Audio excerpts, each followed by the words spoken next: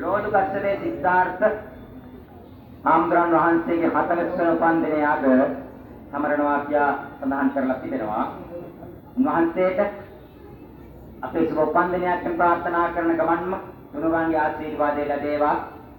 ගෞරව ලෝකයේ ආම්ද්‍රන් වහන්සේගේ උන්වහන්සේට 40 වෙනි උපන්දිනය සම්මන උන්වහන්සේට 40ක් පමණක් නෙවෙයි 140ක පමණ ආයුරක්ෂා වෙත්වා ආයු වැඩෙත්වා කියලා ප්‍රාර්ථනා කරමි.